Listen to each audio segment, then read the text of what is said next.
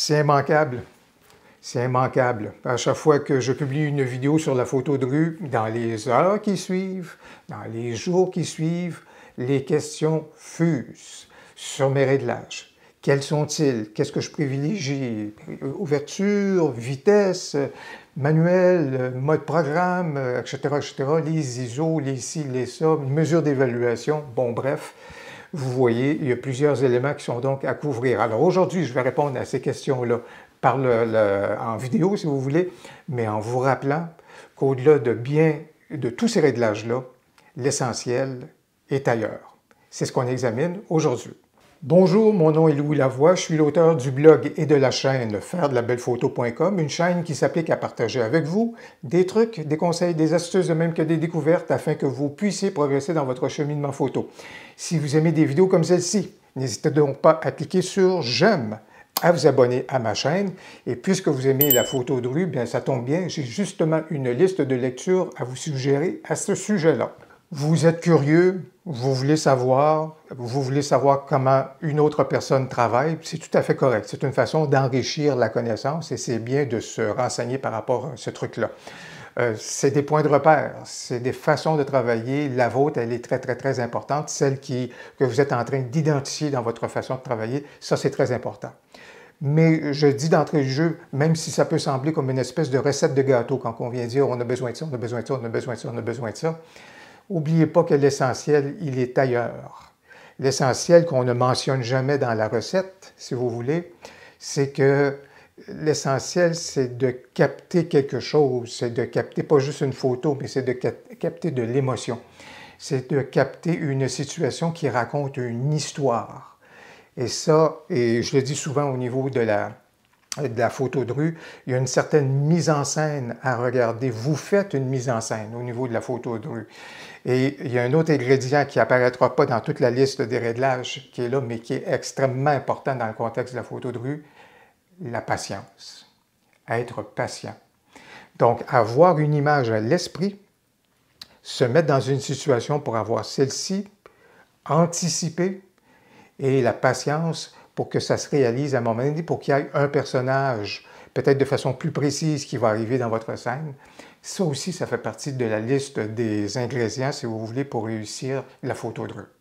Mais je me tourne donc vers les éléments qui sont beaucoup plus techniques à ce moment-là, les éléments qui sont au niveau des réglages. Premier élément, quel est le mode que je privilégie? Est-ce que c'est vitesse, manuel, ouverture ou encore le mode programme? Malheureusement, la réponse est 3 de ces 4 programmes-là. Quand je travaille, je privilégie souvent le mode ouverture. De toute façon, au niveau de l'ensemble de ma photographie, je vous dirais que le mode ouverture est celui la priorité ouverture est ce que je privilégie probablement à 80 à 85% du temps. Alors ça, c'est un élément. Au niveau de la photo de rue, le deuxième mode également que je peux privilégier, surtout quand je vais travailler avec mon Canon, mon appareil compact, si vous voulez, ça va être le mode programme pour sa réactivité. Et d'ailleurs, à cet effet-là, j'ai fait une vidéo par le passé au niveau de la photo de rue que vous retrouvez juste ici dans le haut. Ne boudons pas le mode programme pour la réactivité, c'est très intéressant. Le troisième mode que je vais privilégier aussi à l'occasion, ça va être le mode vitesse. Particulièrement lorsque je vais aller chercher des poses qui sont plus lentes à ce moment-là, je me mets en mode vitesse, un 30e de seconde, des trucs du genre, et là surtout pour le filet d'action que j'aime bien faire au niveau de la photo de rue, pour à ce moment-là, ces éléments-là de filet d'action, définitivement, ou encore des trucs au niveau des phares ou de la lumière à ce moment-là, surtout lorsqu'on travaille de nuit ou des trucs du genre, définitivement qu'à ce moment-là, je vais basculer du côté du mode de vitesse. Donc, au niveau des modes, voilà donc les 3 modes que je privilégie. Au niveau de l'autofocus, assez souvent, je vais me servir de l'autofocus qui est automatique, mais je vais déterminer l'endroit où est-ce que je veux que l'appareil fasse sa mise au point. À l'occasion, des fois aussi, je vais me servir de l'autofocus en mode de suivi continu, donc AI Servo, là, selon la terminologie Canon, c'est définitivement que je vais utiliser ça. Dans le cas de AI Servo, pour le déplacement d'un sujet, je le disais, lorsque je fais un filet d'action à ce moment-là, je vais définitivement privilégier ce mode de focus-là parce que ça va être intéressant donc à pouvoir garder la mise au point sur un sujet qui, à ce moment-là, se déplace. Mais pour le reste, à ce moment-là, c'est de l'autofocus, mais j'indique toujours à l'appareil où est-ce que je veux qu'il fasse sa mise au point.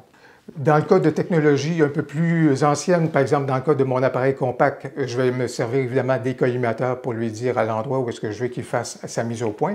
Par contre, évidemment, dans le contexte des appareils sans miroir, mirrorless, plus contemporains, je vous dirais, là, je vais me servir de l'écran tactile derrière ou encore parfois, encore avec les collimateurs, pour indiquer l'endroit où est-ce que je veux qu'il fasse la mise au point. À l'occasion, quand je vais me faire la mise au point manuelle, bien sûr, là, j'ai le plaisir à me tourner vers le focus peaking à ce moment-là, qui nous est offert avec les appareils sans miroir pour pouvoir faire la mise au point. J'en faisais état précédemment, mais au niveau de la mise au point, je choisis l'endroit où je veux faire la mise au point. Surtout dans le contexte de la photo de rue, j'en suis pas à dire, OK, détecte les visages et fais une mise au point directement sur les visages.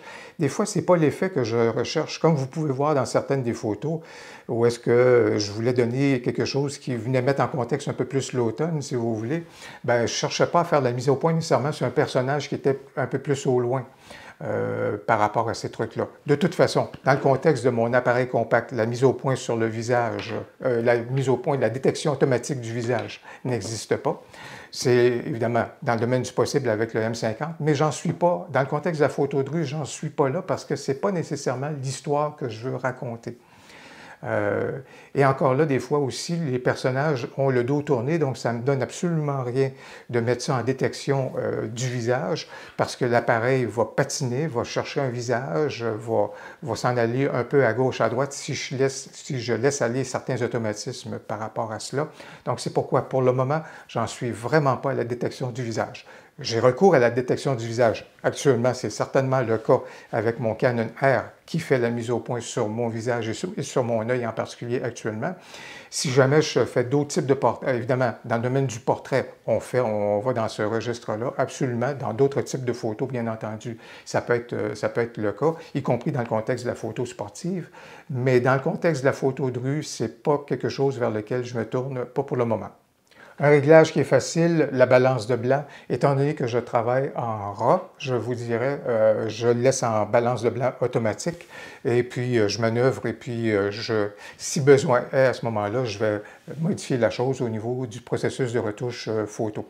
Ma balance de blanc, je m'en préoccupe en particulier au niveau du portrait corporatif. À ce moment-là, quand je suis dans le domaine du portrait, je vais me préoccuper de bien faire une bonne balance de blanc, si vous voulez, lorsque je vais faire donc la prise, la captation de la photo, mais et surtout d'autres éléments aussi, des fois quand je vais travailler en intérieur, à cause de l'éclairage donc artificiel, je vais me préoccuper beaucoup de la balance de blanc dans ces circonstances-là, mais dans le contexte de la photo de rue, même si des fois on a des lampadaires ou des trucs du genre à ce moment-là, je vais vivre avec les résultats, puis après ça, au niveau de la retouche photo, je verrai si on a besoin de retoucher à la balance de blanc.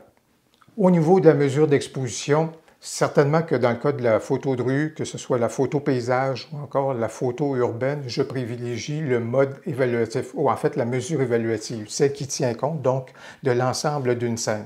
Ça va m'arriver à l'occasion d'utiliser la mesure spot, certainement pas dans le contexte de la photo de rue, beaucoup trop risqué et puis c'est vraiment superflu à mon avis dans le contexte de la photo de rue encore.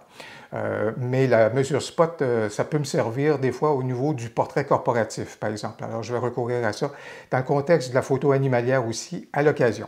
Mais grosso modo, la plupart du temps, je travaille donc en mesure évaluative. Un outil important par rapport à la mesure, et malheureusement, dans certains appareils, on le retrouve moins. Curieusement, au niveau de mon appareil Canon compact, j'aime bien toujours la disponibilité rapide à ce moment-là à la compensation d'exposition grâce à la molette qu'on retrouve spécifiquement à cet effet-là. J'aime ça travailler avec la compensation d'exposition.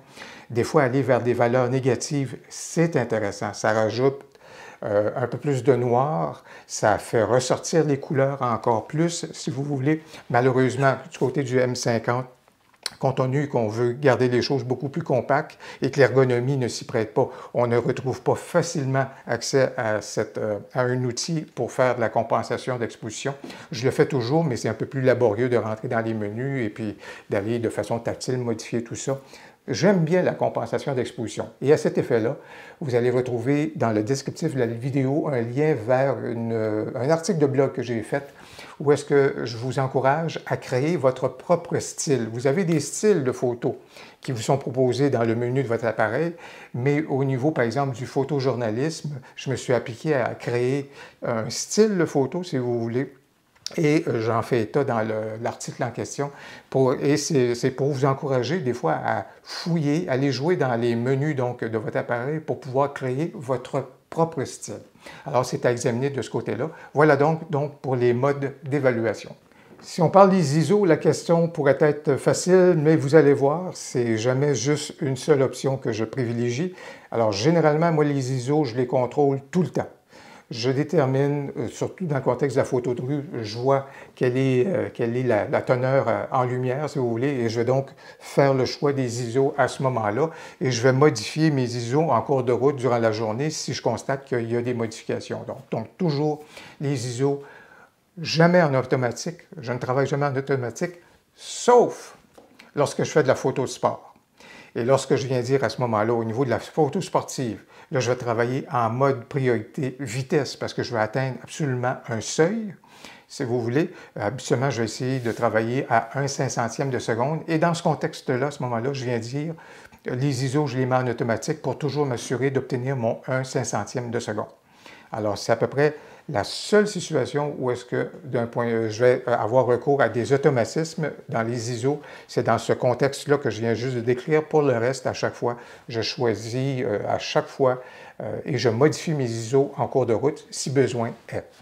Profondeur de champ, généralement, je vous dirais qu'au niveau de ma profondeur de champ, je vais privilégier une ouverture autour de 5.6. En particulier, quand je travaille avec le téléobjectif, là, je vais être autour du registre de 5.6. Ça me donne suffisamment de clarté donc au premier plan, si vous voulez, assez de précision quant aux éléments. Puis en arrière-plan, à ce moment-là, on va commencer à retrouver du flou. Ça peut être intéressant. Généralement, je vais aller là-dedans. Je vais aller dans ce registre-là. Je peux naviguer autour de 5.6 et de 8, mais je peux très bien aller à une ouverture de F4 dans le cas de certaines circonstances où est-ce que ça a été le cas dans le cas de certaines des photos qui étaient là, voire même un peu moins, pour justement amener un regard directement au premier plan, puis l'arrière-plan m'intéressait peu. À ce moment-là, vous avez pu reconnaître que des fois, j'ai navigué à des ouvertures qui pouvaient être de F4, F5.6, je vous dirais, et pour quelques-unes, dans les cas, autour de F8. Sans plus, je vous dirais. Je ne vais jamais trop vers de longues expositions dans le contexte de la photo de rue, hormis, comme je le disais, soit un filet d'action ou encore peut-être quelque chose où est-ce que là, on va vouloir avoir un élément qui soit un petit peu plus flou. Là, je pense à une fontaine ou des éléments qui sont de ce contexte-là. Voilà donc les réglages que je privilégie dans le contexte de la photo de rue. J'espère que mes réponses ont convenu. J'espère que j'ai répondu avec suffisamment de clarté et de précision à ce que vous me demandiez. Si ce n'est pas le cas, à ce moment-là, profitez des commentaires pour me poser d'autres questions ou demander des précisions sur certains éléments. Ça va me faire plaisir d'y répondre. Ou encore, bien entendu, pour d'autres photographes, faites part à ce moment-là aux gens de vos réglages, de ce que vous privilégiez dans le contexte de photo de rue. Je pense qu'ils vont apprécier également vos éclaircissements et vos informations. Alors, si la vidéo vous a plu, n'hésitez donc pas à cliquer sur j'aime et n'hésitez surtout pas à commenter. Au plaisir, à la prochaine!